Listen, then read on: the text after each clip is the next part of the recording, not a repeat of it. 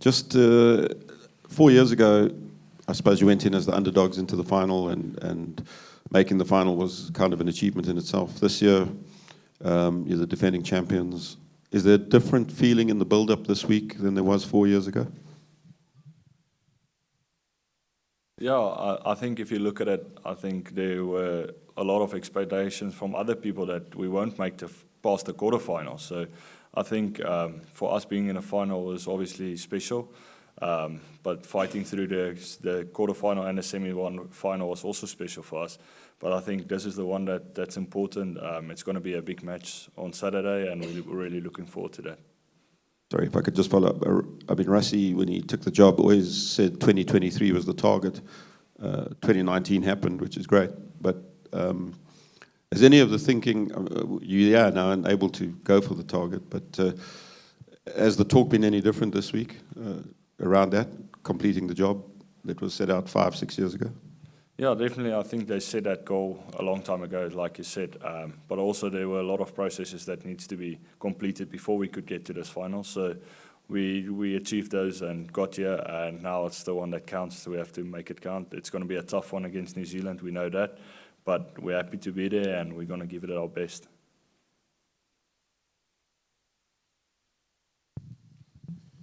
Kwagga and Willie, Jan de Koning. Talk us through the emotional. I mean, we had two really big highs, 1-point wins, and it was really intense, both games. And then coming down and starting all over preparing for this. How do you get yourself back up to that emotional level? And how's it the mood in the camp at the moment? Yeah, I think the emotion for the last 2 weeks was pretty high. My friends and everyone sends me messages after the games, and their heart rate is 200. So the emotion is very high all over the world, and for us as well. But I think when we step off the field, when you go to bed that night and you wake up the next morning, it's next job. Then you start all over. It's a new process. Like this week, it's a World Cup final week. So yeah, everyone's just switched on for that. So that high is gone now. It's now just focus on one job.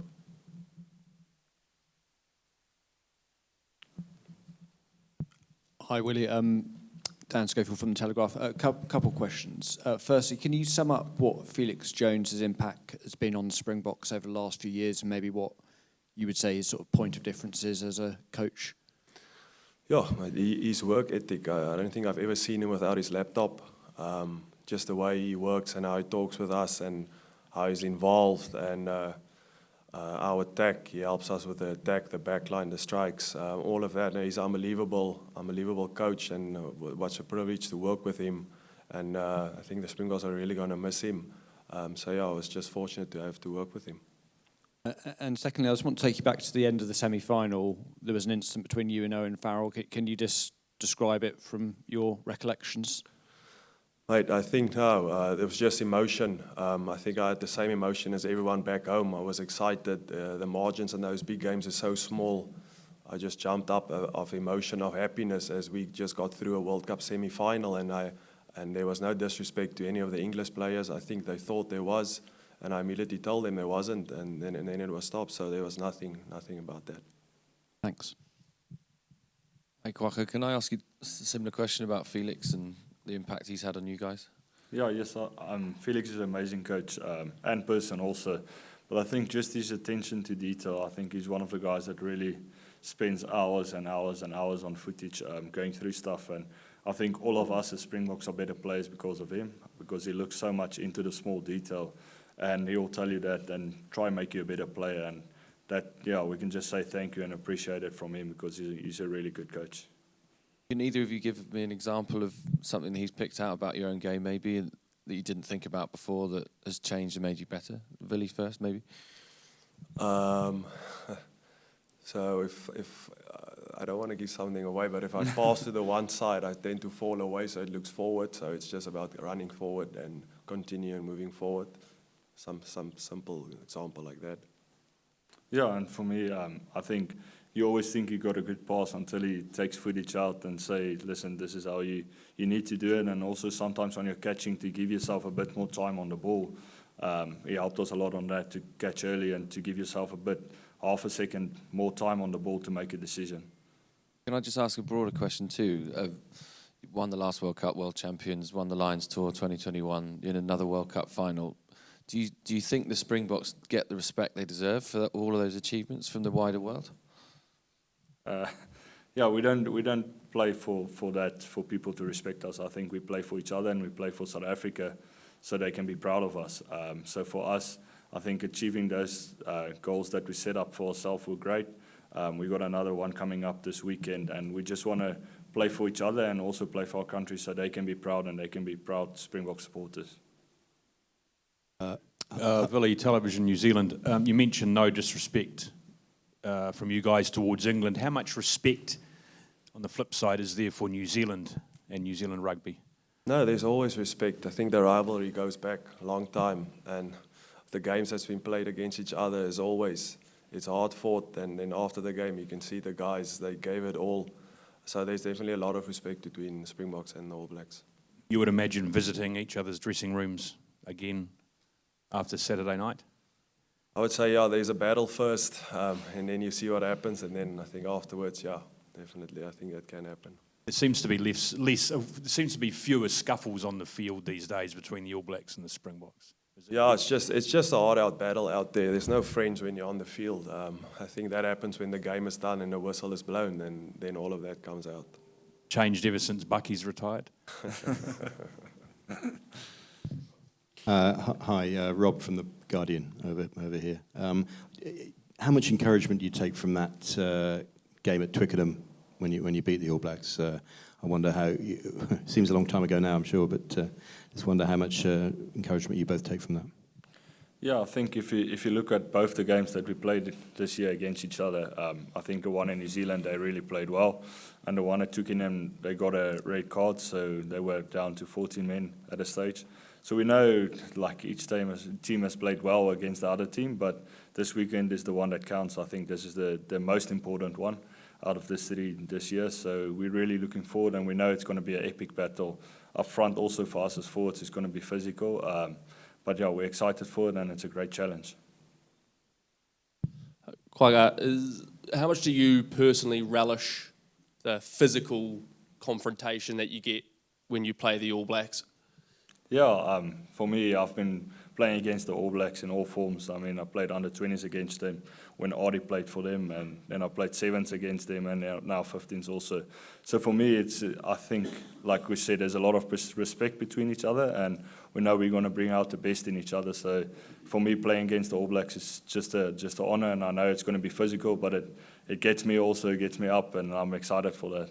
And Willie, if you think back to Ellis Park last year, All Blacks, a team very much under pressure, a lot of people sort of writing them off and perhaps expecting a quarter-final exit this time. But is it any surprise to you, the turnaround that the All Blacks have managed, and to see them in a World Cup final again? Not at all. I don't think you can ever write the All Blacks off, so no surprise at all for them to be in the final.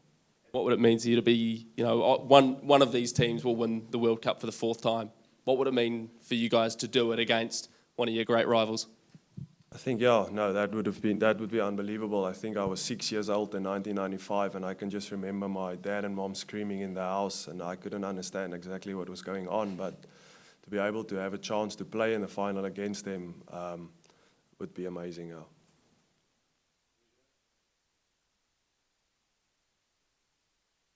It's your second time, the World Cup final build-up weeks, the second time you're going through it. Is it any different this time around than it was 4 years ago? More intense, more relaxed, less pressure, more pressure?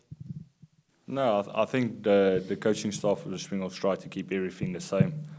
We've got a main program that we follow, and not to make some games bigger and some games smaller, because that's where you fall short if you sometimes play against less of a good team and you think, it's going to be an easy week, and then, so we try to keep everything the same. Obviously, there's a bit more pressure this week, but we try to focus to our process and train the same as what we did. Good afternoon, gentlemen. Kwagga, Dalton Papaili said yesterday that they've given their bench name, they've called their bench the Easy Company. That was probably an ode to how effective the Bok bench has been in terms of being called the Bok squad. Just talk us through how critical has been the impact of the bench through the quarterfinals, semifinals, and how critical it will be in the final. And I think just for both of you guys, just talk us through the impact that Jacques Dinabos had since now this is his proper last test with the Springboks. Yeah, definitely. I think if you looked at the bench, even since 2019, the bench had a massive impact with the Springboks.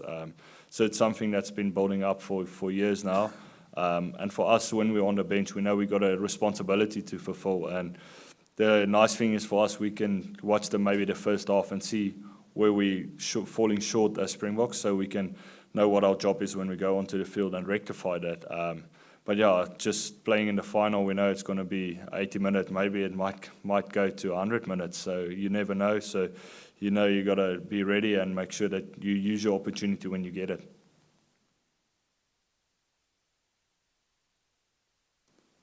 Kwagga, do you have memories of '95? Nah, I was only 2 years old, so I can't remember much of it. But yeah, obviously I've seen the footage, and my dad obviously told me about it. So yeah, it's just crazy having it in South Africa. We're not there now, so it's just as epic playing against New Zealand anywhere in the world. And it might be too early in the week, but any messages from Sia so far in this build-up about what this means to the wider country? Yeah, definitely. I think we all know what it means for South Africa. I think all of our friends are supporting us, and they're just so excited for this weekend. People are making plans to get together, to watch the games together. So yeah, we know they stand behind us, and we have to put up a good performance for all of them also. Bonjour à tous les deux. C'est en français, je crois que vous avez la traduction. You have traduction, I think. Yes. Bonjour, RMC Sport Radio Française. Est-ce que vous pouvez me dire tous les deux ce qu'apporte Rassi à votre équipe? Ah, je vais attendre. You have traduction? Okay, I will do it in English. So, could you tell me, both of you, what Rassi brings to your team now that he's a rugby director? And most of all, could you tell us what did he do or tell during the game against England to reboost you and make you maybe win the game? Yeah, definitely. I think Rassi is a great coach, and he's very clever in the way that he coaches. And also he's got a lot of experience. I mean, he's also played for the Springboks. So he's really clever in what he sees. And also I think for the England game, he obviously told us bench before the game that it's going to be a massive one for us. But just half time, he just said to us, listen, this is your game to win. It doesn't help you wait for someone else. This is the bench time to go up and make a difference.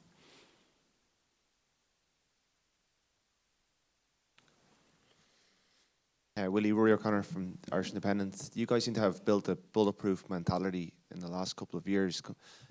You were there when maybe the mentality wasn't as strong in 16, 17, that kind of time. How has that evolved or been built, and who have been the architects behind it? How do you build that for other teams looking to do Yeah, that? I think 2018 and Rassi and Jacques and them started taking over. We started going back to our strengths, see what we as South Africa is good at in rugby, set piece, kicking game. We just went with that. And then we were evolving from there on up until now. So it's just always about getting better. Yeah, we've been through a lot of tough games, a few games that has tested us. That has a strong squad, not only the 23 that's playing, but the other 10 guys that's training against you, giving you pictures the whole week. And then the staff and everyone else that no one else even sees, how everyone in just squad just buys in to the same plan and for that same goal. Yeah, that's quite special. Kwagga over here, Joe Porter from RNZ. Just a word on how important the breakdown will be on the weekend and the challenge of beating or getting the best of Artie, Sam and Shannon. Yeah, definitely. I think the breakdown is always important, but especially against New Zealand, it's a massive thing. We've been working hard on it, but I know they're really good fetchers. So we got to be sharp, and we got to make sure that we keep our own ball.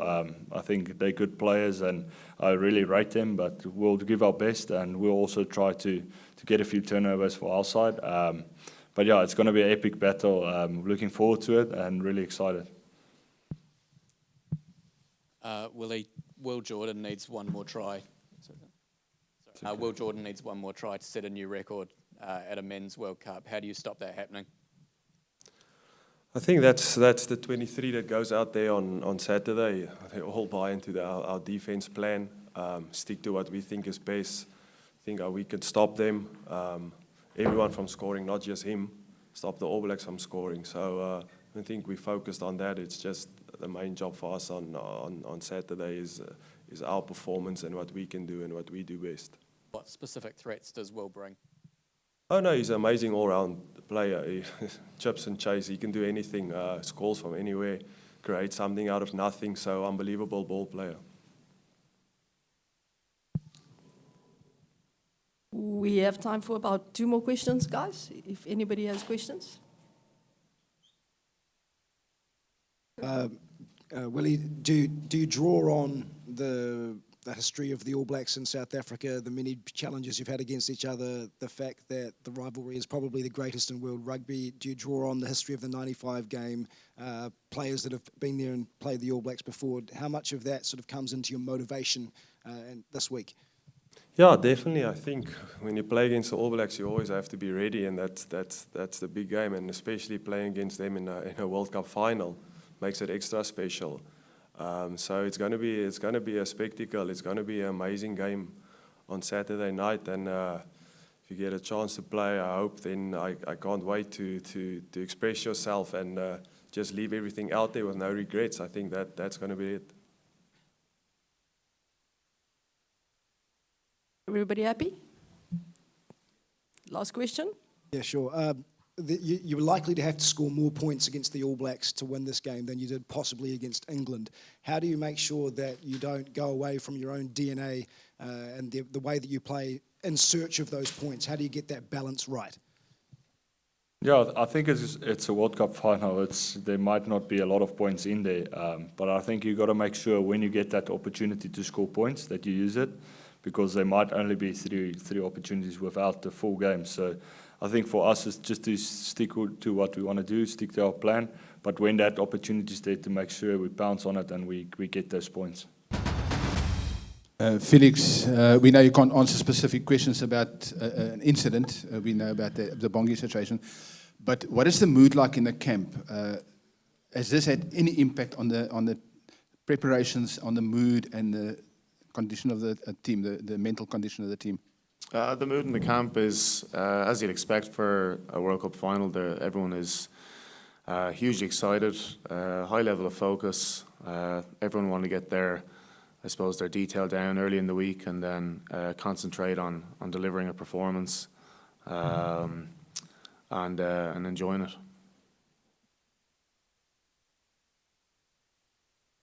Felix, Television New Zealand, I wanted to take you back to your Munster days. How much did you learn maybe about the New Zealand rugby ways through people like Doug Howlett and or Rob Penny? Yeah, Doug was my first roommate when I first joined Munster. So I was a young kind of fullback winger at that stage, and I couldn't believe my luck who I got roomed with. So I think Tony McGann was our coach at that stage, and I think he probably did it on purpose. So learned from one of the best there. Doug was a great mentor, a really good person, and somebody that I stayed close with all the way even until after we both retired from playing. And I know he's back now and enjoying life back home. And then Rob was a brilliant coach for my development. Really changed the way I thought about the game. Really did. Changed the way a lot of, I think, even some of the current players in Munster who are still playing and playing for Ireland played the game. So yeah, two great people. You still keep in touch with Doug? Yeah, intermittently, and Rob as well. Every now and again, there's the odd text flowing.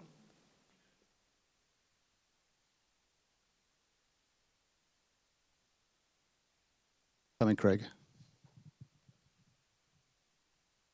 Hi, Felix. Craig Gray. Will you guys be sort of talking about the history of the rivalry and what happened in '95 as part of your mental build-up? I mean, the All Blacks were saying that they're going to get their detail down in the week, but as they get closer to the weekend, they will tap into history as part of their motivation. Will the Springboks be doing the same? Yeah, I don't think it's something that's been thrown around too much early in the week anyway, probably similar there. But I think everyone knows and everyone has it in their mind that, they're conscious of the rivalry. They're conscious that this is, another time we can meet New Zealand in a final. It drives excitement, I think, and just adds to the occasion.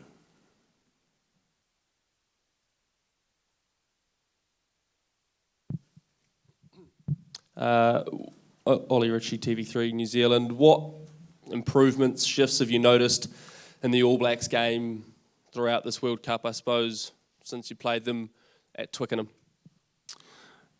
Yeah, well, I think the introduction of Joe and Jason Ryan, and I think there has been many good developments in their game, not just one area. If I had to highlight one, I would say the ruck, I think, has been excellent. They do appear to be a very complete team. I think there's been development in their kicking game, the way they put you under pressure, not only with their passing game, but their ability to also use the ball off their foot. So I would say probably those two areas would be key.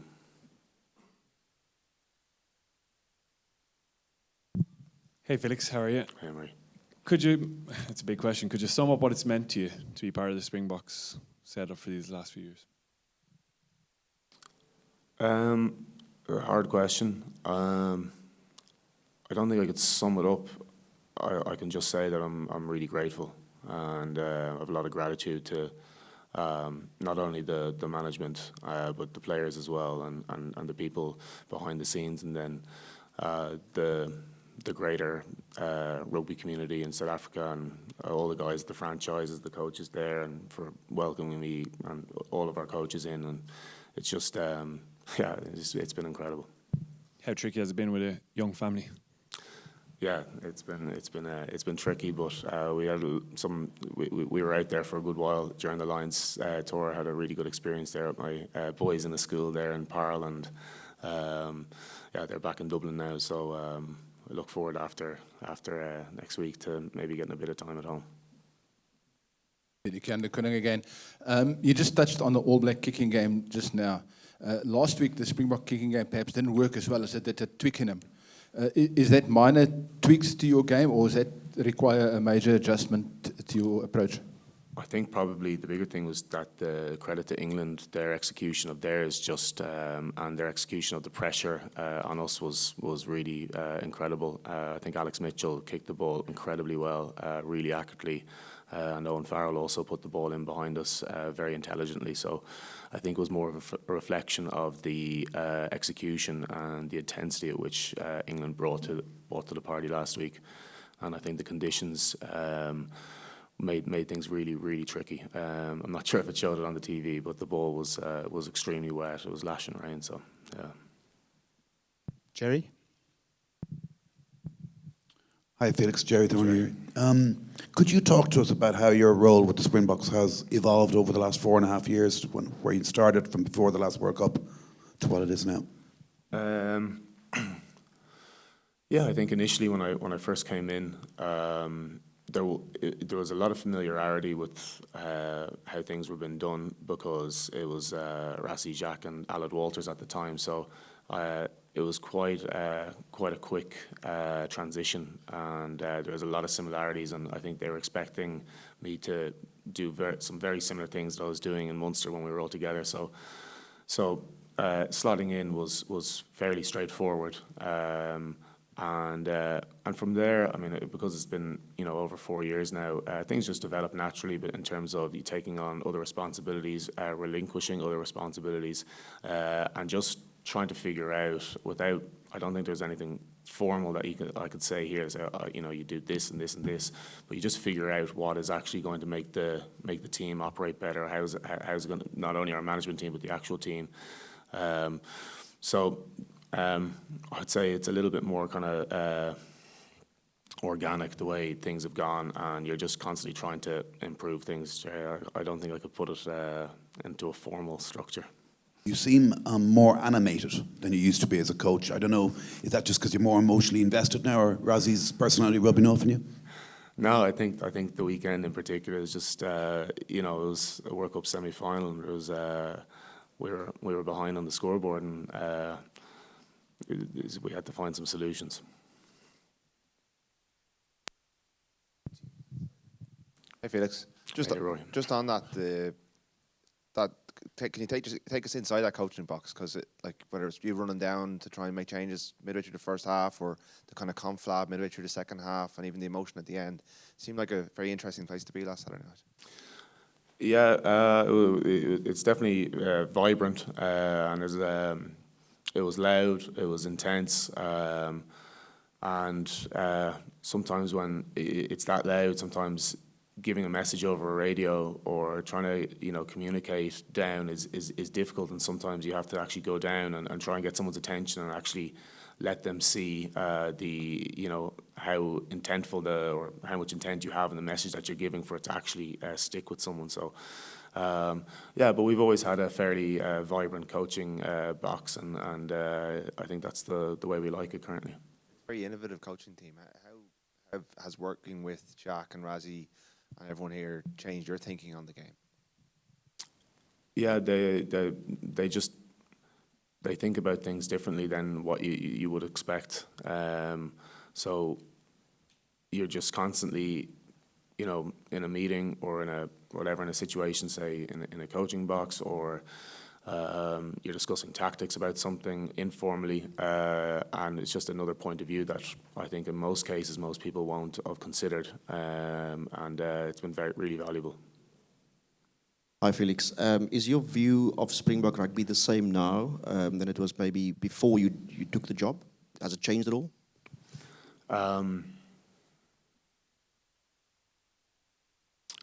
Yeah, there are certain parts that definitely have changed my view. I think probably before, and I think it's probably shared by maybe people that would have had a similar rugby upbringing in terms of the where and how and when we played. I think sometimes I think collision winning is actually a skill, and I think sometimes that can be considered as okay, it's just people hitting things, and I think actually there's a huge amount that goes into winning a collision, and I think that's something that I use this analogy when I had my boys in South Africa. They were playing rugby, and they're from a young age learning how to tackle, hit shields and sausage bags, but they have them now also obviously playing rugby back in Ireland, and there's still a lot of big focus on skill development and identification of space. So I think obviously you do also do that in South Africa, and obviously in Ireland and Northern Hemisphere you also still hit shields and stuff, but I think even from a young age there, people start gathering skill sets early, and it becomes focused on one thing, and I think you have to consider it as a skill. Good afternoon, Felix. Just a two-pronged question. Just take us through your eyes, what you've seen and what you've made of Jacques Nienaber's tenure, and how he's just navigated what is his final week as Springbok coach, and then just talk us through how tricky selection will be for Saturday's game. Okay, firstly on Jacques, yeah, I mean Jacques is just an incredible person, unbelievable work ethic, unbelievable. I've never seen anything like it. So I mean, this week has been like no other. It's been the exact same as any other. Same process. I would have learned a huge amount in terms of how to build my week as a coach. But not for me, actually for delivery of the team performing. That's actually why. So, and your second question was? Yeah, it's really tricky. I think the announcement's tomorrow. Still a couple of final discussions, and yeah, it's really tricky. I mean, everyone is really putting up their hand, and obviously everyone really wants to play, and everyone will be preparing to perform. So it's difficult, yeah. Bonjour, Felix. Bongi played for 80 minutes or then 160 minutes in his last two tests. Is his workload a concern? He's come through both of those games fine. So no, I think any player that's getting ready to play in a World Cup final won't moan about how many minutes they've had or anything like that. I think they'll be ready to go. Hi Felix, Will from the Times here. How's it going? Is it quite an emotional week for you and maybe all the other coaches too? Because it's going to be the last time a lot of you are working together, especially with the box. Like, can you put into words what it means to you this week and your last week with the box? Yeah, I don't think too much emotion has come into it. It's more just you're still just in the hugely excited because of the game, and there's plenty of players that say on both sides that it might be their last ever game for South Africa or New Zealand, or might be their last ever game. So I think the coaches are taking a little bit backseat there and focusing on the players and making sure that the team vibe or the team atmosphere is correct. And appreciate it's hard to look sort of back in a World Cup final week, but when you do look back at your time with the box, what do you think you'd be most proud of, or the achievements that you've had over the last 4.5 years? Just how we've stuck together, I think. I think on field and off field, every team faces challenges. Sometimes you come out on the right side of the result, and there's been many games where we've lost in the last kick of the game or dying minutes. But I don't think I've ever really seen us, giving in or giving up. And I think off field as well, like there's so many challenges. I think in general in South Africa, but the guys just are constantly. It just makes them tighter. Just the last one. Can you just give us a sense of how much you think you've grown as a coach over that period, like where you were in 2018-19 and where you are now? What sort of, I don't know, can you talk to us about the growth that you think you've made over those years? It's hard to, because you're in the thick of it. I think I'll probably have to answer that in a couple of years' time, and I could probably give you a better answer of the effect it's had. I'd rather just say I'm just got a bit of so much gratitude for the experience. Hi Felix, Dan from the Telegraph. Just quickly, can you confirm what role you're joining England in? Yeah, I'm an assistant coach, so between myself and Richard and Steve, and that'll all get sorted out. I'd rather not go into that with the game on the weekend. And a separate question, can you describe the energy that Faf brings to the team, not just as a player, but as a personality? What does he do when, I don't know what role he's going to be in this weekend, but when that blonde hair comes onto the pitch? Yeah, in general, Faf is, he's a great team man. Like you said, he's an energy giver. He radiates energy. Never negative, always positive, finds solutions. He doesn't see the problems in situations. He's constantly trying to see the opportunity in situations, whether that's attack, defence, kicking, and he minds people around him. He minds the guys left and right in them. He's reminding them about plays. He's reminding people about their role in the defence. He's reminding people about their extras after training. He's just an incredible player in person. Morning, Coach. Just 3 words from your side to describe Springbok rugby as one part, and then the other part, just how much you think the wet weather will play a part in the result on Saturday evening. I think the weather, I think it's still changing. It changed as of yesterday as well, and if it is raining, well, obviously I think that'll probably limit both teams' abilities to move the ball like it does in any game, and probably increases the attrition because generally it will lead to more rucks. And then, what was the first question? I don't think I don't think you could do that. I think you can just say it's just something that is that the whole country gets behind, and we feel that support, and and we're going to be drawing on it again for this weekend. We have enough time for at least one or two last questions for Felix before we bring in the players. Hello, Guillaume from L'Equipe. You explained you were focused on the players during this week. Last Saturday, you decided to replace Libok after 30 minutes. It's not very common on current rugby. How did he react during this week? And did you talk with him to explain your choice to replace him? Manny's been this week his normal self. He's been doing everything he has normally done for us since he came in with the group just over a year ago, and conducted his week as per normal. Normal, happy self, helps the guys around him, performs his extras, performs his detail, assists in meetings. There's been no difference to Manny. Last question over there.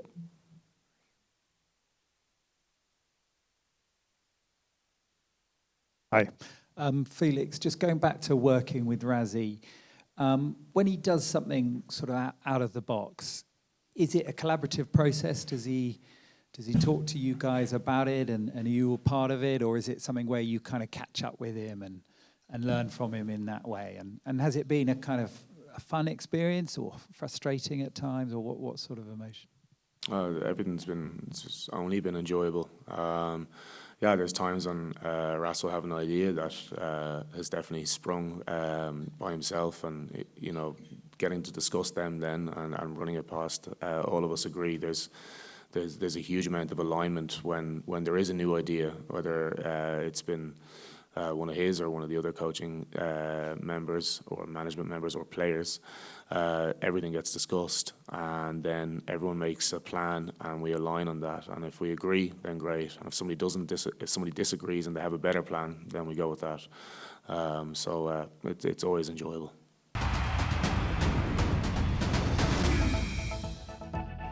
Thanks for checking out our YouTube channel. To stay up to date with all the latest news from the New Zealand Herald, click the subscribe button below or check out one of the videos here, and head over to nzherald.co.nz for more details on these stories and more.